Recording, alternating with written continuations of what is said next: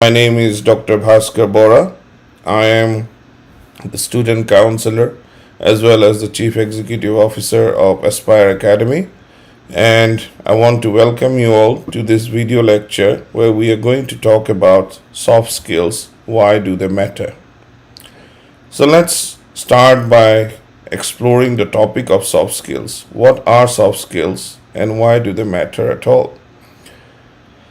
In today's world, as everything is getting more and more stressful, everything is getting more and more competitive, it is very useful to get an edge over someone else. It is also important to make ourselves a better person than what we were yesterday. There are two sets of skills that we can broadly classify into. One is the hard skills or the core skills that we gather from our experience, from our education. And the other one is called soft skills, something which we are learning about more and more. And that's the one which talks about how we build our character, our habits, how we deal with other people, how we deal with ourselves, so on and so forth. So in this lecture, we will explore each of the soft skills topic, the definition, the reason why they're important, and then in the further lectures, we will delve more into each of those skills.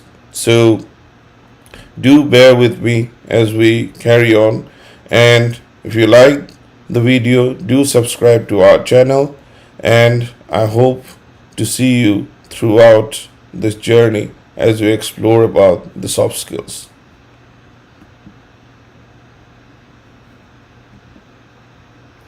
So what are soft skills?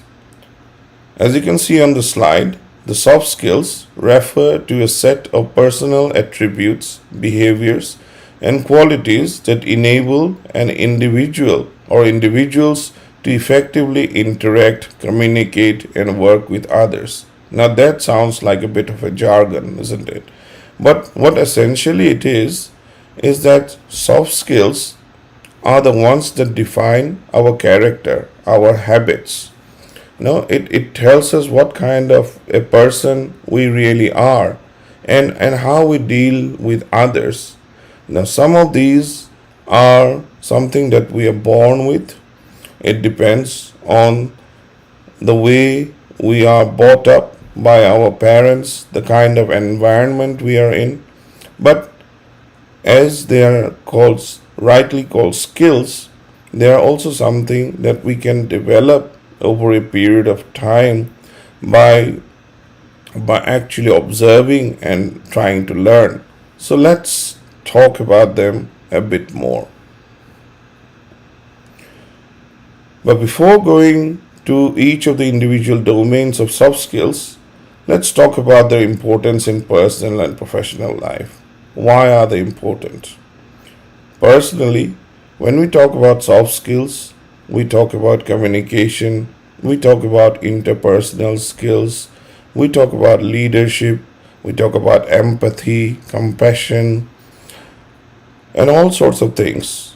And bearing in mind, human beings are social animals, and it is not really possible to live our life in complete isolation or being completely alone. It is important that we do learn how to understand others and how to have a good interpersonal relationship with other people, so that not only we benefit from other people, but we can also give something back to them. Remember, all relationships are give and take in a form. So it is pertinent that we do refine ourselves as good human beings, and that is where the soft skills come into play. Similarly, in professional life, we all, when we get our degrees, when we get our education, we all kind of gather some core skills. For example, I am a doctor by profession, so I have gathered my medical knowledge just like anybody else by reading those books. However, how I behave as a doctor depends not just on my core skills but also on the soft skills as well. Similarly, in the corporate world, if you have to grow up the corporate ladder, if you have to climb up the corporate ladder, then you have to have certain skills, certain etiquette, certain courtesies, which will help you climb up the ladder sooner rather than later. Similarly, in student life, how you deal with your classmates, your colleagues, your teachers, and all, and actually how you gather your knowledge to make yourself a better person, that also depends a lot on the soft skills. A friend of mine who is a soft skills trainer, Simantha, he gave a very good analogy, like our set of skills being like the two wheels of a cycle. So while the the rear wheel of the cycle are your core skills, and it is important, and it is, in fact, it's invaluable to have that rear wheel, otherwise you can't go anywhere. However, the front wheel is the one that kind of takes you in the direction where you want to go, and it is that soft skill which, in the analogy of the front wheel of the bicycle, shows you where you need to go, where you wish to go, and how will you reach your destination by enabling yourself to develop those soft skills in your life, both personally and professionally. So let's explore each one of these topics and the different domains within the soft skills. As you can see, the picture here shows a very neat row of blazers or jackets, as we also call them, and show a very soft fabric, and that is essentially what we have to be like with when we develop these skills. So one of the first and foremost skill is communication skills. So what are communication skills? The communication skills, it's the ability to convey information effectively and to listen actively. Now, if you listen to this once again, or you read the slide, you'll see there are two components to this. One is the conveying of information effectively. That means effective speaking. When you are talking to someone, it is very, very vital that you talk to them in a language that they would understand.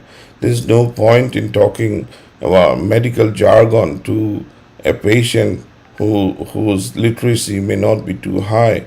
Similarly, there's no point in talking to someone else in completely technical terms when they don't have any clue about that subject. That doesn't necessarily mean that they don't know anything at all. It's just that their language bit is different.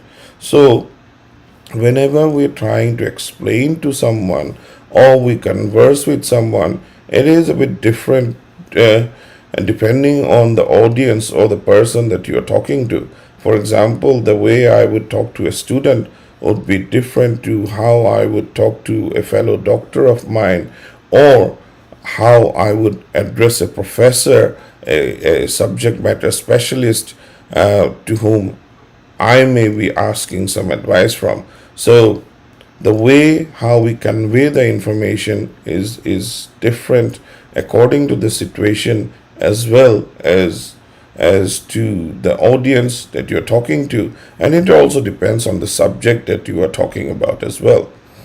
The second part is listening actively.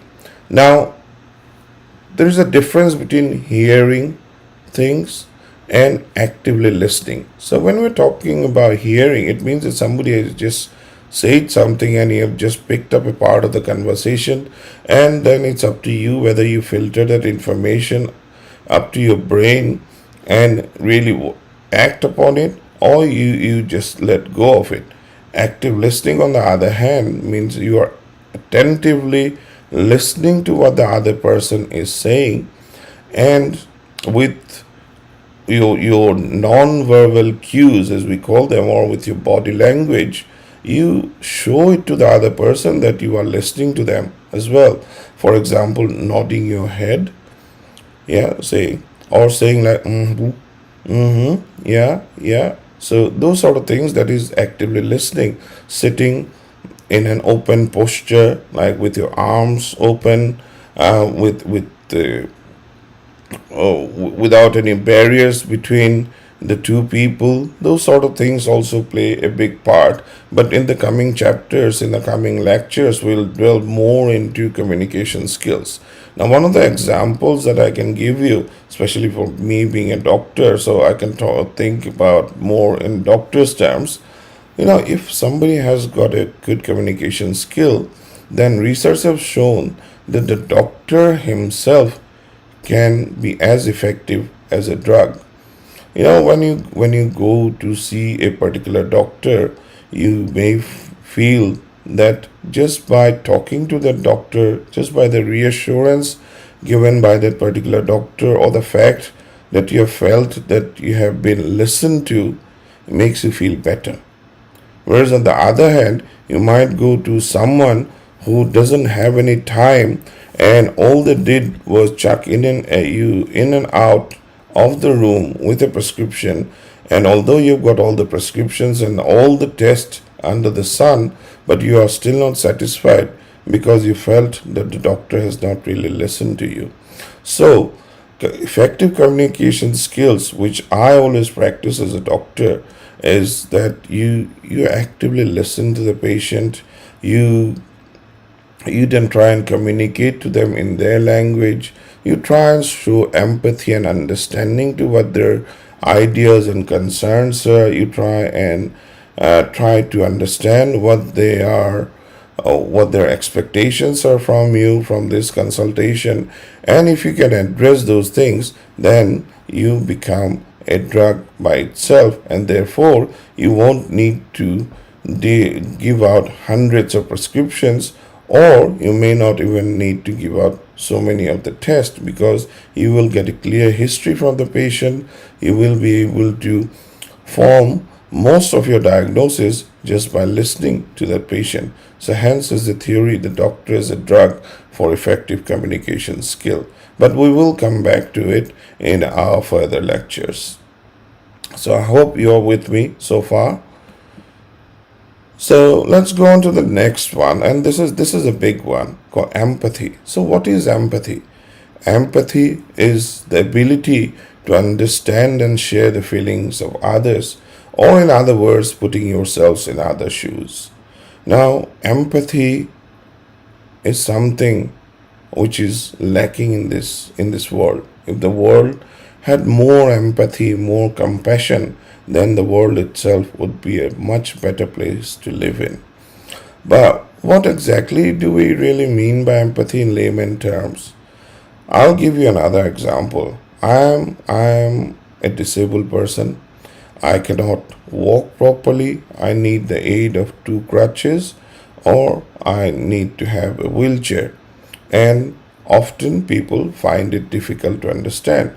There have been many occasions when I have been called a cripple, I have been laughed as a disabled, and although now I have reached a point where those things doesn't matter to me anymore, but yet it is it is quite important that people do realize the implication of their words or their behavior, because there are many other people in this world who are quite vulnerable, and some of this off the cuff remark uh, from people can push them over the edge. So if somebody asks me, how do you empathize, or how do you understand the the mentality, or what a disabled person is going through, So I would say, if you want to really understand how a blind person navigates his day, then I would suggest you put a blindfold on your eyes and you then try and move around your school or your office or your home without taking that blindfold off, and then you will know how hard the life is. Similarly, if you want to really know how a person who cannot walk goes on with his daily life, then you need to tie yourself down to a wheelchair with the promise of not getting up whatever comes for the whole day, and then you will know how hard a life that other person faces, or the challenges that they face. And I was recently giving a talk in a very big company, corporate, and I was told by one of the senior directors there. He said that he did try to understand what I might be going through as a disabled person, and he tried to play wheelchair basketball. And it was such an eye opening experience for him that his whole attitude towards any disabled person has changed. So, that is what we mean by empathy. It is by understanding what the other person might be going through. It is not necessarily just physical disability, it is also about understanding what your fellow pupil, fellow student, or your colleague might be going through, because we are very quick to judge and pass comments, but it's only when we put ourselves in their shoes we might understand why they have behaved in the way they're doing, or why they are like the way they are at that particular point in time. The third thing is adaptability. Now, what is adaptability? In simple words, it is the ability to adjust ourselves to the new situations or changes. Now, remember, the only constant thing in this universe is change. So, basically, everything changes all the time. There is nothing that is forever. So we have to keep up by changing ourselves as well. And it is about how we adjust ourselves to that change that is what defines our life, and how we behave with ourselves as well as with the others. Now, some of these things may be within your control, some of them may be outside your control. For example, you may need to get a new job, or to a new place because you've been transferred, or you have, in case of students, you might have to join a new school or graduated from a school to a college, so you're meeting new friends, new teachers. So that's a whole change in itself. So how do you adapt to that change? For me, again, it was about adapting to the life of being a disabled person, and how I would need to do that. I understood that there are certain things within our control, and that is what we need to change, rather than trying to spend or waste our energy on things that we cannot control, and then later on become dejected or even depressed. So it is about adapting, or making those necessary changes within yourselves or within ourselves, so that we can adapt to the new situation. For example, when I realized that I could not walk anymore, or I could not drive as I used to, or I couldn't climb the stairs, then I knew that there had to be changes in the house, there need to be changes in the car, but most importantly, what needed to change was my mindset, and that is an example of adaptability. But again, will delve one whole chapter to this point on adaptability. It's a very very important skill set in terms of soft skills. Now we come something which goes beyond just us. It is about teamwork and collaboration. As you can see on the picture, these are a group of skydivers who have formed a nice ring or multiple rings amongst themselves as they are diving down to the ground from a very high altitude, and doing a very, very risky, almost life threatening maneuver. But they are able to do this because everybody is working their bit with ultimate precision, and therefore they are able to form this form this ultimate team. So the definition of this would be the capacity to work well with others, to contribute to a team, and to foster a cooperative and an inclusive work environment. Now, there are different stages. There are of how you form a team. It is, there may be some people who are working alongside each other. Then there are people who are working with each other, and then there are people who are working for each other as a team, complementing each other. And we all have to play our most important part. And another example I'll give you is that I own a restaurant. So somebody might think the only person that is important in the restaurant is the head chef and the manager. But actually, if you see, every person in the restaurant, whether it's the waiter, whether it is the second chef, whether it is a kitchen porter who's cleaning the dishes, whether it's the person who is decorating the plates, all of them are equally important. And if one of them doesn't perform, then the whole operation would fall into a disarray. Now, if you go through the stages of teamwork, there is something which you can see. It's called storm, norm, form, and perform. So basically, when a group of people get together, there will be lots of conflicts, there will be lots of misunderstandings, ego issues, and all of that. And that's the initial stage, which is called the storm. And then eventually things will calm down. They will start listening to one another. They will let go of some ego issues. They will let go of some misunderstandings.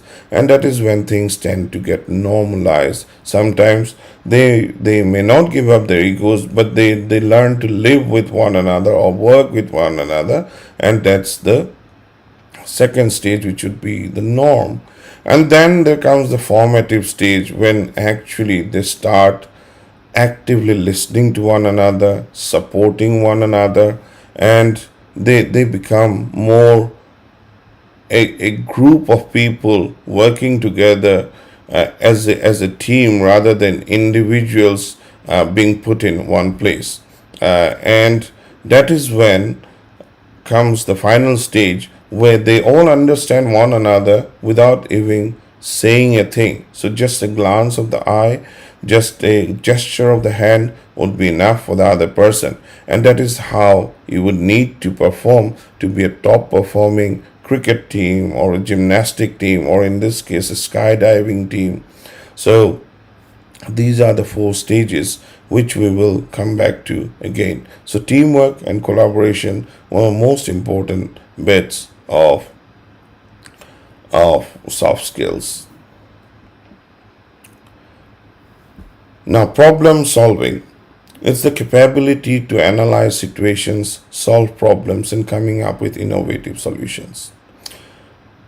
When we talk about management, management is basically problem solving. As you grow up higher or into corporate ladder, for example, when you become a partner in a big firm, or you reach the level of the chief operating officer or the chief executive or a director or that sort of thing, then there isn't really a job description. The only job description is to solve the problem at hand, getting the job done. And that is what we need to do. It is about developing that skill where we can analyze the situation, analyze the people involved, and then we don't present with the problems. We present with the solutions to those problems. And that's what I would expect from my team, my staff members, of which, when I say my team, I'm not saying as a senior of the team, I'm saying as a part of being that team. So when someone comes to me saying that we've got these problems, I would expect that the person with the soft skill to say that these are the possible solutions as well. And that is how you build your own value into the team as well. So that is the value addition on how you solve a problem. Critical thinking. This is very, very important. This is especially when you're faced with complex situations or sometimes very adverse situations which you had not planned at all, and suddenly something has come up. For example, there is a certain sudden water logging in your area, and you cannot reach that place. Oh, there's been a fire in your office, and you cannot um, think about what to do right at that point. Or in my case, I've had situations where my fellow doctor did not turn up because he was off sick, and suddenly we had to think on our feet as what to be done. So it is about finding out what would be the best option, what you need to prioritize. If we are not able to see all the patients, what shall we do? Can we at least see the most important ones? Can we at least see the ones who have booked many weeks ago? Oh, so those sort of things. So we in the UK we have situations where called the major incident procedures and all. So which is a part of the critical thinking, and for that you need to have logic. You need to have evidence of what had worked in the past. You need to have a written up or completely formulated contingency plan, and most importantly emotional intelligence, so to which we will come back to. But critical thinking is very important, even if you are thinking of appearing for competitive exams, you're thinking of becoming a civil services officer or going to a big corporate, or indeed you are an entrepreneur. And even in your personal life, it is very important to develop that habit of critical thinking, and therefore putting yourself sometimes in scenarios where you think that there may be this situation coming, so that you are prepared when the actual situation comes, hoping that it won't come, of course. Conflict resolution. This is a very important one as well, especially when you're working in a team, or especially when you're heading a team. For example, in Aspire Academy, as our team is growing, there may come a time where there may be issues, some conflicts, some disagreements, some ego issues, and all of that. So it is the capacity or capability to identify and to address and to resolve those conflicts and disagreements in such a way that they are constructive, they're respectful, they are not personally hurtful to anyone, and at the end of it, when the conflict is resolved by listening, giving a fair listening to all the parties involved, then actually this becomes an important learning exercise, because we do learn a lot from the conflicts. But it is pertinent that you know how to resolve a conflict without adding fuel to the fire. So you know how to get two fighting people to shake hands or become friends again. Then of course comes creativity. Now creativity is basically thinking out of the box, generating new ideas, approaching problems with innovative solutions. So what can be done differently this time which would yield us better results than last time? We all know there is a problem. The problem needs to be solved. We have tried several things before. Some of them have worked, some hasn't worked. So what it could be this time that we can make it work better. So some of these may be tried and tested in the past, but nobody had thought about it. Some of it may be completely new and experimental, and there is an element of risk to it as well. But what is growth without innovation? Similarly, what is problem solving without creativity? But this is a huge chapter in itself. We'll come back to it. This is something you may be inherently born with, and therefore there are some people who are more creative than others. But it is also a skill that you can develop with experience and by discussing with others or by learning relevant books and as such.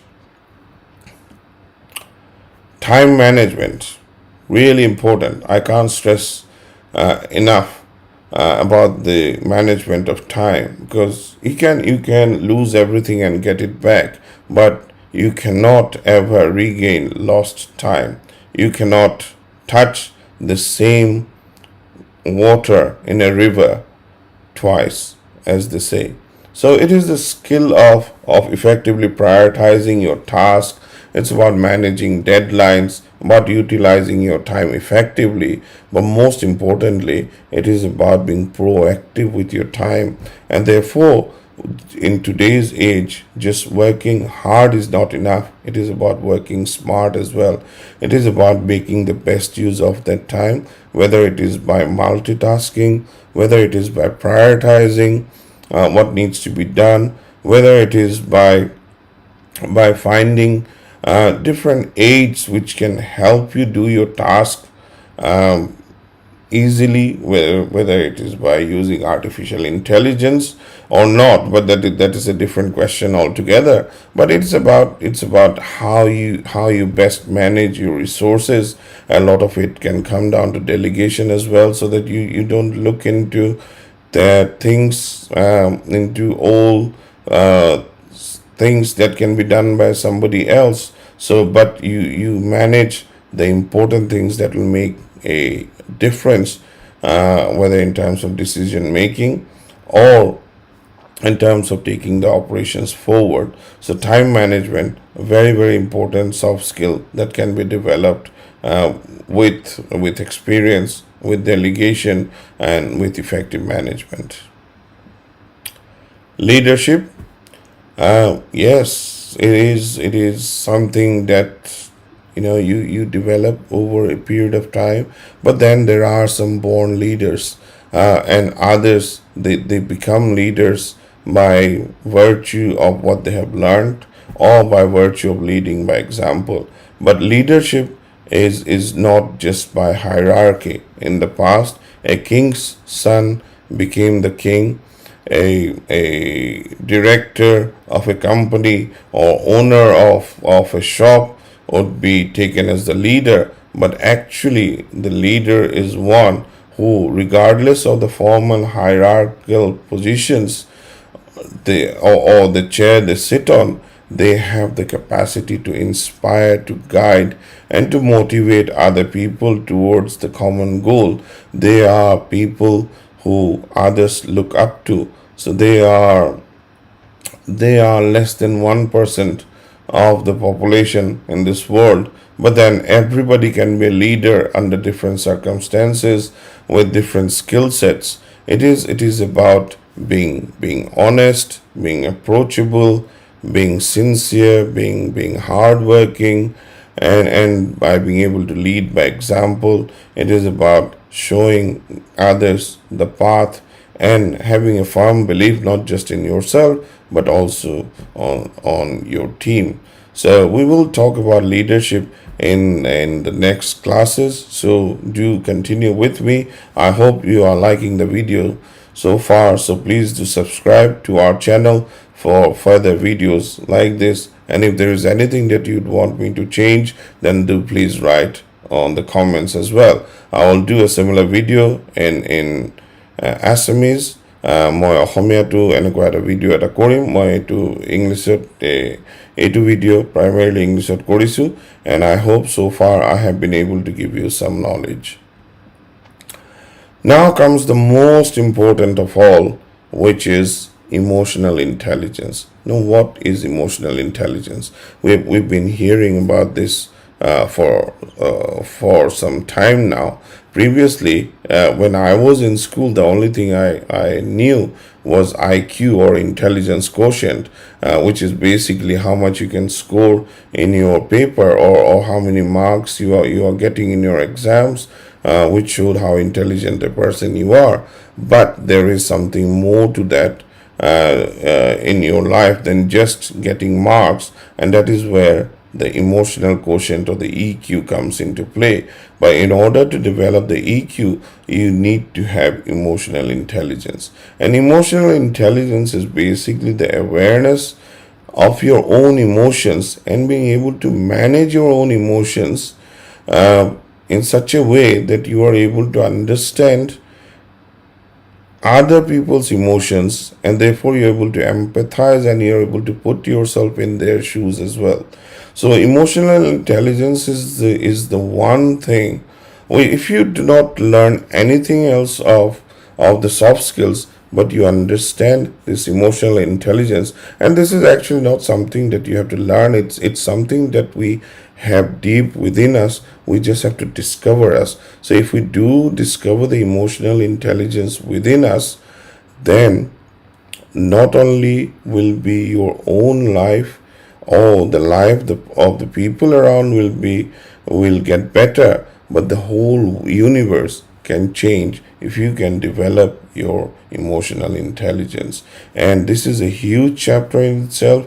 We can talk about the theories behind it. We can talk about how you develop your emotional intelligence, what things you can do to impact on others' emotional intelligence, and all sorts of things. So we will cover to that in the next few video lectures. Now, why are soft skills important? Going back to what we had started off with, it is important both in personal and in professional life, because by employers, you basically, as an employer, I've been an employer and self-employed as well as an employer for the last 14 years now. So I have, whether you say a blessing or a curse, but I have had to hire and fire several people. And when I do hire someone, the first thing, irrespective of their educational qualifications, which are of course important, but irrespective of the education qualifications, I would look at how that person would fit into the team, how that person communicates with me or communicates with the person who is subordinate to them. So and how they're able to empathize with other people's problems, because I do give them scenarios rather than just asking them about questions about themselves. So employers have not just normal interviews now, they do have aptitude tests and all. Similarly, when you go for your civil services interviews or even in your mains papers, there will be lots of questions about aptitude, about ethics, about reasoning, and those sort of things. And a lot of it is on soft skills. Now, in personal life, of course, this is so important because, as I mentioned before, we are not born to live alone our whole life, although there may be many a time when we just want to be left alone. But in general, we need company, and in order to have a good relationship, whether it is as a son, a daughter, a husband or a wife, a boyfriend or a girlfriend, or even as fathers or mothers, you need to have good soft skills to be able to justify and do full justice to your roles. So to be able to communicate with your kids, to be able to be compassionate with your partners, to be able to empathize with them, understand their problems, those sort of things. So you need the soft skills. So there is no escaping from that fact, and there is no denying of that fact either. So how do we develop the soft skills? As I mentioned, so some people are born with inherent aptitudes, which makes them a kind person, or more understanding, better communicators, better orators, and all. But most of us have got a good enough brain so that we can develop our soft skills, and hence they're called skills. by taking some of the steps, for example, by actively listening to others. So we've got two ears and one mouth, and the reason for that is that we should be listening more than we talk. And it is often said that the wisest person speaks at the last. So although these are some quotes from olden times, but they still hold value. But not everything to be taken on the face value. There is a deeper meaning behind all of that. But active listening is very, very important. I have learned that as a doctor, and by grace of God, because I had been able to practice that, I've always had a very good rapport with my patients. It's about participation in group activities. So one tip which I would like to say, if you get asked in your civil services exams and all that, what game would you like to play? I would much rather term a team game like cricket or a football sort of thing, rather than saying tennis or skating or something, because those are individual games. Although that is also important, and that is also a important activity, but it is about being able to participate in the team, participating in group activities, in group discussions, and those sort of things, which can enhance your soft skills. And then, of course, it's about reading books. In my case, it's about listening to books. So if you there are thousands and thousands of books, and we will give out a list to you as a part of the description of the videos, where you can pick up some of those books as relevant books for developing soft skills. It's about attending workshops as well, so which are quite similar to group activities, but put in a more formal way, where there will be things like icebreakers, exercises to do together, group discussions to do together, giving feedback to one another, those sort of things. And then finally comes your seeking feedback. We have to be open to learn. So if we think that we are perfect, then we are never going to learn anything more. Similarly, if you think that I am the boss and I don't need to listen to anyone, then you are not going to develop into a better human being either. So it is about seeking feedback, seeking honest feedback. If you're surrounded by yes men all the time, then even if you are going wrong, there will be nobody to check and balance. But if on the other hand, you have got some genuine friends, some trustworthy colleagues at work, or indeed family members, then they might someday come to you and say that what you're doing is probably not best for you, and you need to be open to that. You need to listen to that feedback. Many a time it happens that there's somebody is shouting at the top of their voice, or they're always swearing and shouting at others, but nobody says anything to them because he's the boss, but that's not really helping him. So there are different ways of giving feedback. We can talk about that as well, of receiving feedback, including the one that is most favorite to me is the 360 feedback, where people can give anonymous feedback on every person they deal with, and every person gets a feedback from the others, and that they can judge themselves according to their self-assessment, if they have marked themselves correctly, or if they are quite oblivious to the fact that they think that they are a very good, gentle, straight person, but all the feedback comes in that this person cannot be trusted, or this person is not hardworking or sincere, and those sort of things. So there is quite a lot to discuss. The soft skills are a huge topic, and I can go on and on about this. There are lots of examples that I can cite from my own life.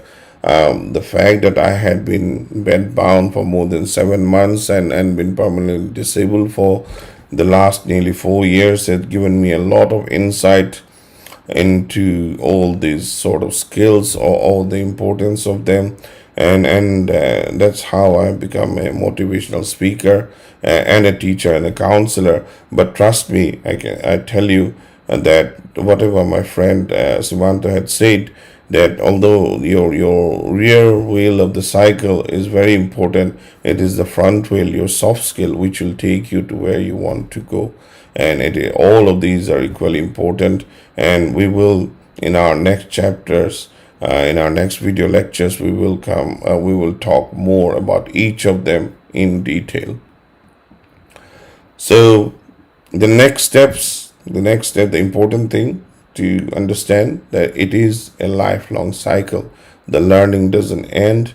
The learning has to continue. You learn something new every single day as long as you keep yourself open to learn, to ask, to question yourself, the question within as to how you can be a better person than what you were yesterday. And there is that picture of the cycle with the two wheels that we've been talking about, and it is an evolving skill. Actually, to be fair, soft skills have been there always, and they probably were more there in olden times, but actually some of our training has taken us away from being as receptive as we used to be. So therefore, we have now given a formal name called soft skill. But actually, this is something we should be born with and learn. It is not, although it's called the soft skill, but they are quite hard to develop unless you have the right attitude. So keep on learning, and I am there if I could be of any help. There are lots of other people as well. There are lots of other trainers. There are lots of books that you can learn from. But the key thing is to keep an open mind and to learn. So for more video lessons like this, to talk about different subjects, including physics, chemistry, maths, biology, science, English, and also the arts subjects like economics and political science, as well as commerce subjects like accountancy, bookkeeping, and all, do join Aspire Academy. Don't just take my word for it. Do check us out on our website called www.aspireacademycoaching.com, or watch our YouTube channel for free videos called Aspire Academy Online Coaching. Or for further information, you can give us a call. Do join us or enroll with us at a very nominal price of £999 for the whole year, which is less than 999 rupees for the whole year, which is less than 3 rupees a day, to gain full access to the whole course. And we are local. We are there for you all the time. We've got a fantastic team of teachers, and we look forward to sharing our knowledge and making the best out of you to help you achieve your dreams. So, ladies and gentlemen, all dear students and friends and colleagues, thank you very much for your time and for listening to me. I hope it was useful. Do let me know in your comments, and please don't forget to like, subscribe, and share. Thank you once again. God bless. Thank you. Namaskar.